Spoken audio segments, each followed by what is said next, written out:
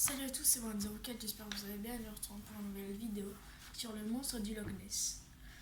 Alors, pour ceux qui ne savent pas, c'est un monstre qui a été découvert en 1972 par un pêcheur. Beaucoup de gens ont fait des vidéos sur ça, mais on n'est pas sûr que ce soit la vérité, donc je vais vous faire ma version. L'Écosse a toujours été réputée pour ses légendes de monstres évoluant dans les eaux profondes des rivières et des lochs. Des lochs et des lacs. Ces créatures aquatiques sont les dragons des eaux celtes qui gardaient jadis le trésor des chefs d'Atata.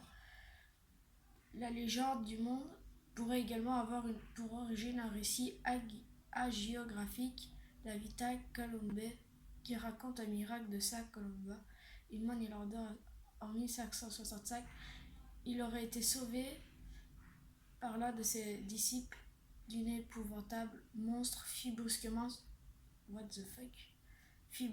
surface et se précipita sur lui.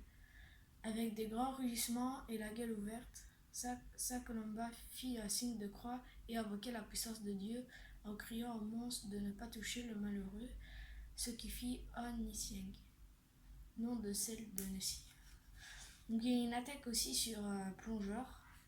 Je vais vous lire ça.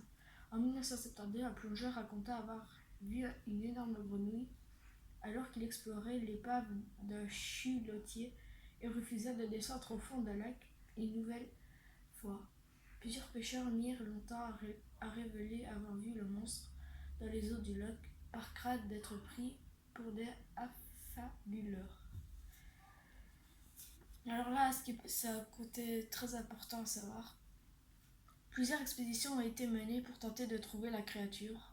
Dans les années 1930, les volontaires ont essayé de l'attraper avec des simples outils, tonneaux, fils de pêche, hameçons et morceaux de poisson en guise d'appât.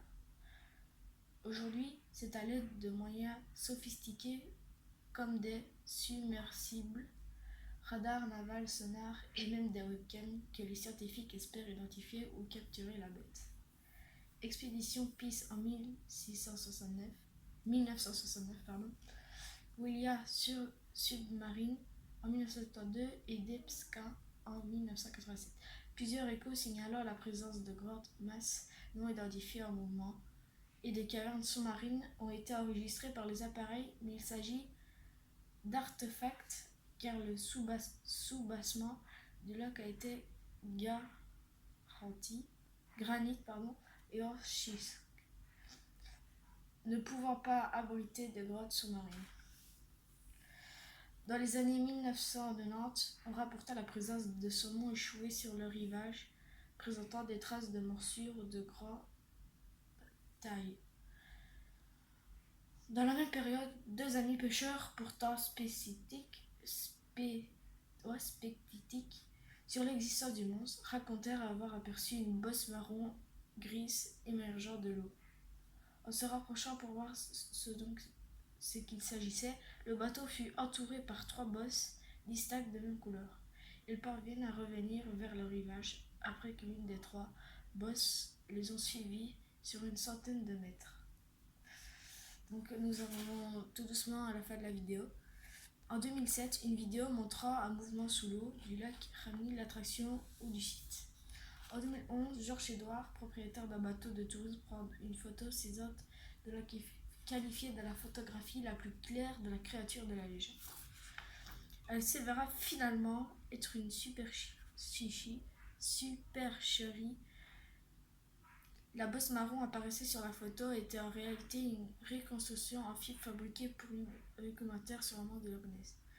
Bien qu'il s'agisse d'un canular, le monstre continue à susciter la curiosité. En 2015, d'après Google, il est à l'origine de 200 000 recherches sur Internet par mois et 150 000 demandes d'informations touristiques afin de se rendre sur les lieux.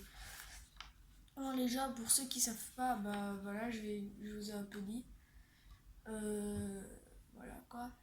Pourquoi je fais cette vidéo? Parce que c'était un devoir pour l'école, je me suis dit pourquoi pas partager avec vous. Donc c'est de la légende, j'ai coupé des petits morceaux parce que voilà quoi, je vais pas vous dire n'importe quoi non plus. Je vous ai raconté les trucs les plus importants. Alors j'espère que ça vous aura plu. Peace les gens. abonnez-vous, likez, commentez, faites tout ce que vous voulez, mais mettez des trucs positifs. Peace, c'était Marine 04.